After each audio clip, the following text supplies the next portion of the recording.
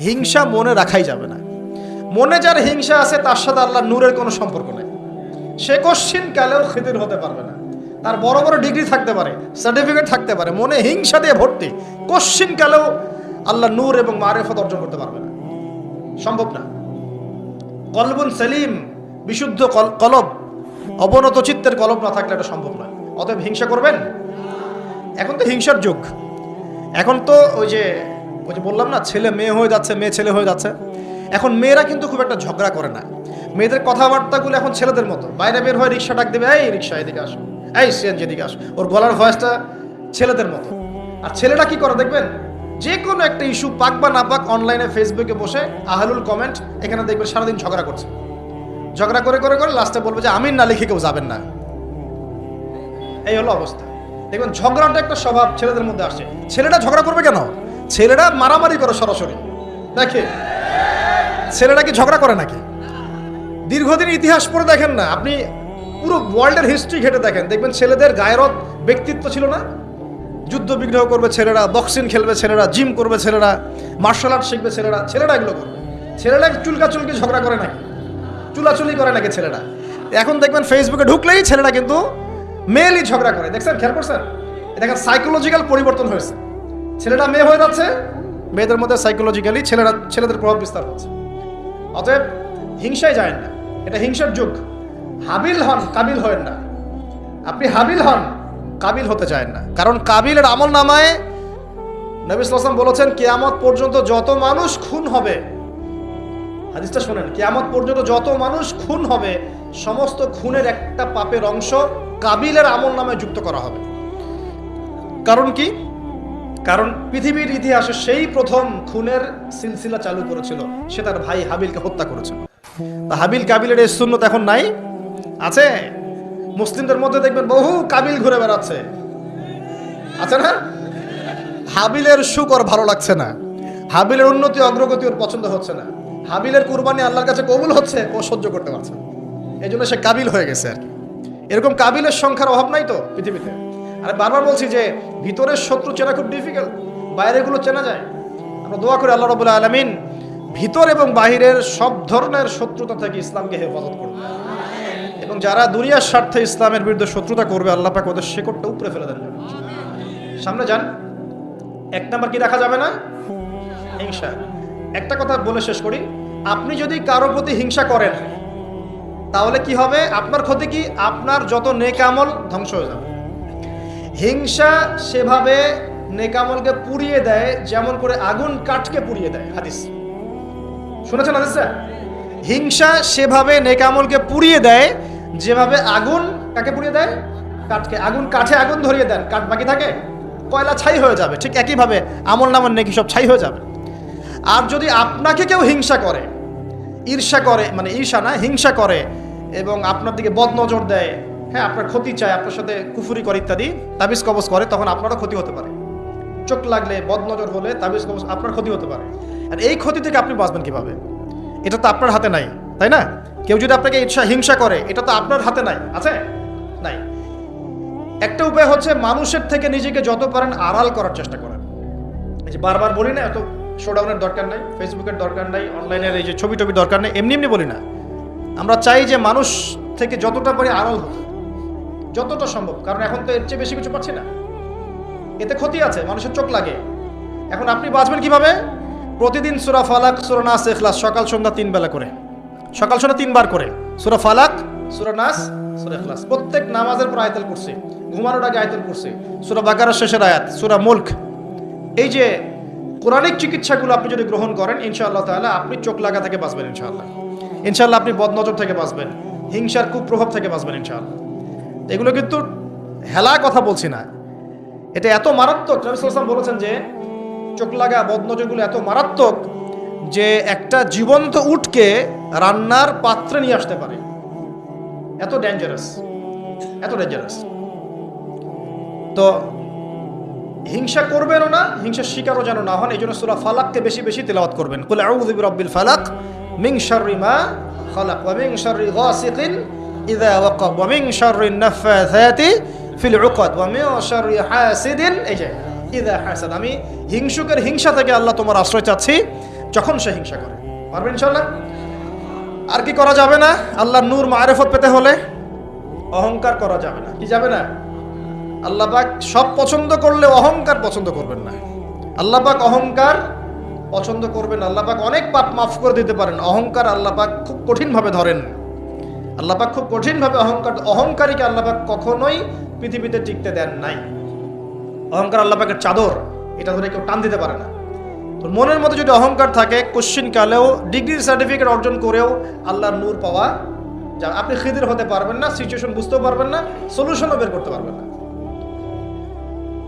একজন সত্তার কথা বলে দেই, আমি আলোচনা গুটিয়ে নিচ্ছি আস্তে আস্তে ইনশাল্লাহ।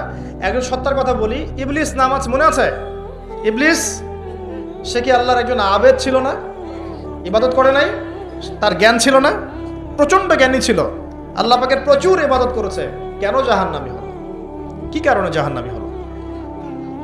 দেখেন, সে আল্লাহ পাকের আদেশকে লঙ্ঘন করেছে, সেজদা করে নাই। এই তো আদম আলাইহিস সালামও তো গাছের কাছে চলে গিয়েছেন, তাহলে আদম আলাইহিস সালামও তো গাছের কাছে গিয়েছেন, আল্লাহ পাকের হুকুমটা লঙ্ঘন হয়ে গেল না?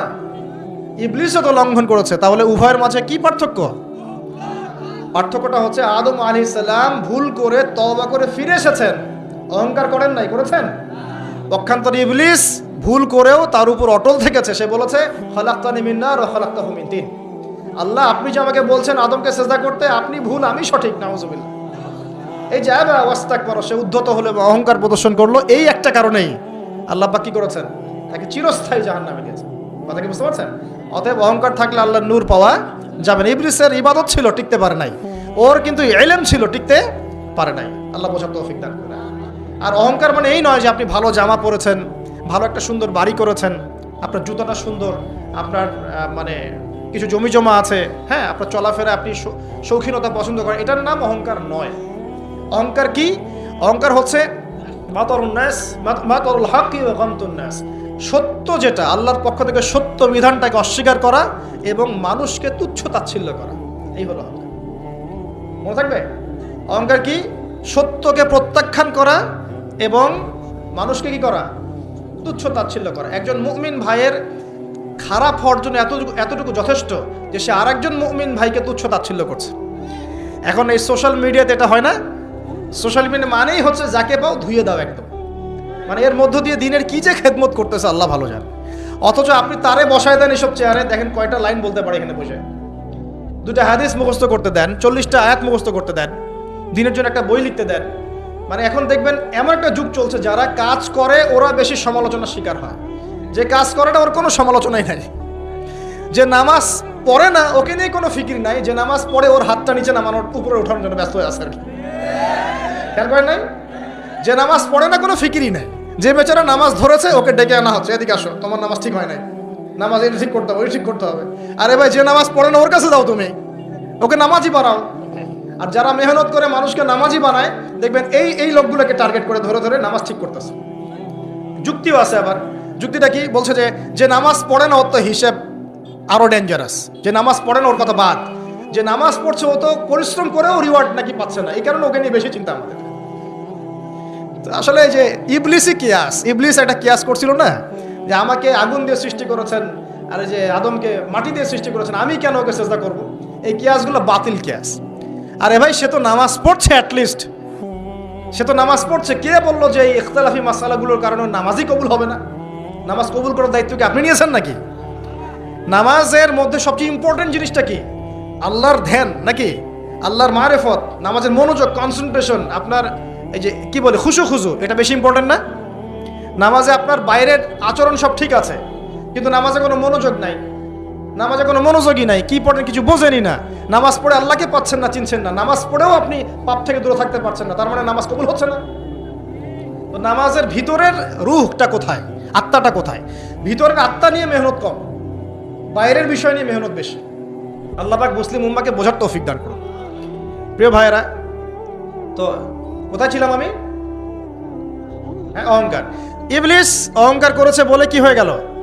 আল্লাহ পাক তাকে রিজেক্ট করলেন। তো আল্লাহ রাব্বুল আলামিন আমাদের সবাইকে অহংকার থেকে দূরে রাখুন, আমিন। এবং আমাদের মনে যদি অহংকার থেকে থাকে, এগুলোকে দূর করে ফেলার তৌফিক আল্লাহ পাক দান করুন। কিভাবে? দুটো কাজ করলে দূর হয়ে যাবে। এক, বেশি বেশি মৃত্যুর কথা স্মরণ করলে। যখন আমি ভিতর থেকে ফিল করব যে হ্যাঁ আমাকে মারা যেতে হবে, আমার হিসেব আমাকে দিতে হবে, তখন দেখবেন নিজেকে নিয়েই মানুষ বেশি ব্যস্ত থাকবে। আর যখন মানুষ নিজে অহংকারী হয়ে যায়, মনে করেন আমি তো পার পেয়ে গেছি, তখন মানুষ অন্যের দিকে বেশি তেল দেওয়া শুরু করে, অন্যের চরকায় বেশি তেল দেওয়া শুরু করে। আগে না বাবা, নিজের চরকায় আগে তেল দাও তুমি। নিজের আমলের কি অবস্থা, আকীদার কি অবস্থা, আল্লাহকে পেলাম কিনা, কোরআন পড়তে জানি কিনা, হাদিস কতটুকু মুখস্থ করলাম, কতটুকু দাওয়াতের কাজ করলাম, দিনের জন্য কি করলাম, এই ফিকির আগে করো তুমি, তারপরে না মানুষের দিকে চোখ দাও। আচ্ছা, আরেকটা কি, কোরআন বেশি বেশি তেলাওয়াত করা। নবীজি বলেছেন এই দুটো কাজ যে ব্যক্তি করবে, বেশি বেশি পরকালের কথা স্মরণ করবে এবং কোরআন তেলাওয়াত বাড়িয়ে দিবে, ইনশাআল্লাহ তার মনটা অহংকার থেকে দূর হয়ে যাবে, ইনশাআল্লাহ অন্তরটা পবিত্র হবে ইনশাআল্লাহ আযজা ওয়া জাল। হিংসা করা যাবে না, আল্লাহ নূর পেতে হলে অহংকার করা যাবে না। 3 নাম্বার একটা জিনিস বলে দেয়, কি করা যাবে না, কাউকে অপবাদ দেওয়া যাবে না। কাউকে কোনো মিথ্যা অপবাদ দিলে অন্যের হকে আপনি দায়গ্রস্ত হয়ে যাবেন, তখন অন্যের হকের দায়গ্রস্ততা পূরণ করতে আল্লাহর কাছে আপনাকে কঠিন বিচারের সম্মুখীন হতে হবে। অন্যের উপর অপবাদ দিলে, অন্যের নামে গীবত করলে এবং সমালোচনার অপসংস্কৃতির চর্চা করতে থাকলে আল্লাহর নূর পাওয়া যাবে না। 4 নাম্বার কি, 4 নাম্বার পরশ্রী কাতরতা। অন্যের সুখ দেখে, উন্নতি দেখে, অগ্রগতি দেখে আপনার সহ্য হয় না, চলে, ঠিক আছে। এইরকম মিন মাইন্ডেড মানে ছোট লোকের মনোভাব থাকলে কোশ্চিনকালে আল্লাহ নূর কলবে আসবে না। আর 5 নাম্বারটা হচ্ছে মানুষের প্রতি দয়ালু হতে হবে। কি হতে হবে, দয়ালু। দয়ালু মানে কি, যে সবাইকে আগে নিজের ভাই মনে করতে হবে। একজন ব্যক্তি পলিটিশিয়ান হোক, মিলিটারি সেক্টরে থাকুক, পুলিশ হোক, বিজিবি হোক, আনসার হোক, সাধারণ মানুষ হোক, যুবক যুবতী, কিশোর কিশোরী যেই হোক, এদেশের সবাই আমার আপন ভাইয়ের মতো, সবাই আমাদের ভাই, সবাই মুসলিম ভাই। হ্যাঁ, ওদের মধ্যে মাযহাবী পার্থক্য থাকতে পারে, তরিকার পার্থক্য থাকতে পারে, পলিটিক্যালি পার্থক্য থাকতে পারে, মতাদর্শের পার্থক্য কি থাকতে পারে না, থাকতে পারে। সবার মত কি একরকম হতেই হবে, কিন্তু তারা সবাই আমার মুসলিম ভাই। যতক্ষণ পর্যন্ত না তারা প্রকাশ্য কোনো কুফরির ঘোষণা দিয়েছে, ততক্ষণ পর্যন্ত কি সবাই মুসলিম ভাই। আগে সবাইকে ভাই মনে করে জনদরদিত হতে হবে। আগে সবার ভালোটা বুঝতে গেলে আগে জনদরদিত হতে হবে, রহম দিলওয়ালা হতে হবে। আপনি হকের উপর থাকবেন, ন্যায়টা ন্যায় হবে, অন্যায় অন্যায়। ন্যায় যদি আমার দুশ্মনও করে সেটাও ন্যায়, আর অন্যায় যদি আমার বাড়ির লোক করে সেটাও অন্যায়। একটা সৎ অন্তর লাগবে তো আগে। এই রহম দিলওয়ালা না হতে পারলে খিদির হওয়া যাবে না। কারণ আল্লাহ পাক খিদির সম্পর্কে বলেছেন যে আমি খিদির আলাইহিস সালামকে আমার পক্ষ থেকে রহমত দিয়েছিলাম, দয়া দিয়েছিলাম, সুবহানাল্লাহ। ওয়া আল্লামনাহু মিন লাদুন্না ইলমা, এবং আমি আল্লাহ খিদিরকে আমার পক্ষ থেকে জ্ঞান শিক্ষা দিয়েছিলাম। তো এই কয়েকটা বিষয় করা যাবে, আর কিছু কিছু বিষয় করা যাবে না। এগুলো যদি মেনে চলতে পারি ইনশাআল্লাহ আমাদের কলবের মধ্যে আল্লাহর পক্ষ থেকে আল্লাহর নূর আসবে ইনশাআল্লাহ। আরেকটা টোটকা বলে দেই, সেটা হলো কোরআন একটা সূরা আছে, সূরার নামই হচ্ছে সূরা নূর। কি নাম? এই সূরার উপর যদি আপনি আমি আমল করতে পারি ইনশাআল্লাহ তাআলা আল্লাহর নূর এবং মারিফত পাওয়া যাবে। কেন পেতে হবে এগুলো? কারণ এগুলো পেলে আমরা সেটা দেখবো যা সবাই দেখতে পারবে না, আমরা সেটা শুনবো সবাই সেটা শুনবে না, আপনি সেটা উপলব্ধি করবেন সবাই সেটা উপলব্ধি করতে পারবে না। বাহ্যিকভাবে সবাই একটা কিছু বুঝবে, কিন্তু আপনি রিয়েলিটি বুঝতে পারবেন যে আসলে বাস্তবটা কি হচ্ছে। এবং বাস্তবতা বুঝতে পারলে পরেই আমরা ইনশাআল্লাহ তাআলা ওই ফিতনাগুলো চিহ্নিত করতে পারবো, সেখান থেকে বাঁচার পথ খুঁজতে পারবো ইনশাআল্লাহ।